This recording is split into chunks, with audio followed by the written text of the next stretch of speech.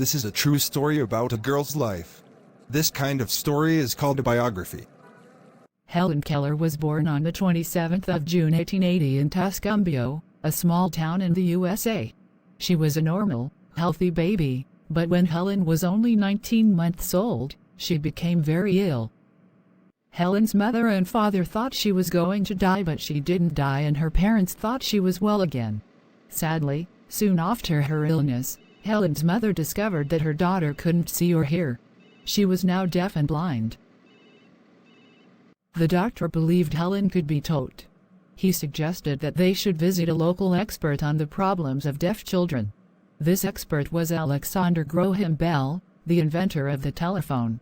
I am ready to help her. Alexander Graham Bell suggested that Helen's parents should write to the Perkins School for the Blind and asked for a teacher for Helen. Annie Sullivan, who went to the same school when she was a child, became Helen's teacher. In March 1887, Annie arrived in Tuscumbia to live with the Kellers as Helen's teacher. I am ready to help her. Annie immediately began to use finger spelling in Helen's hand to name objects. Helen quickly learned the finger spelling patterns, but thought it was a game and did not understand that they were the names for objects.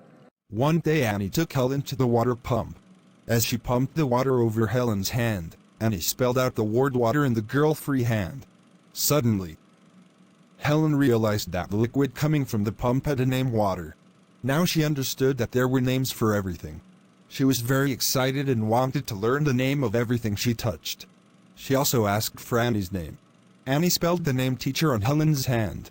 Helen learned 30 words by the end of that day, and she never stopped learning. Helen's progress was amazing. Very soon, Annie was teaching Helen to read with Braille and to write with both ordinary and Braille typewriters. When Helen was 8 years old, she left her home with Annie to go to the Perkins School for the Blind in Boston. She learned quickly and she had an excellent memory for details. Because of her ability to learn and remember so quickly, she was called the miracle child by some people. At the end of school, Helen decided she wanted to go to college. She was quite famous and many colleges wanted her to attend. She chose the one college in America that did not want her, Radcliffe College. They thought she couldn't compete with students who could see and hear. This made Helen determined to go to Radcliffe College. She passed her entry exams and then, with Annie Sullivan as a translator, attended regular classes.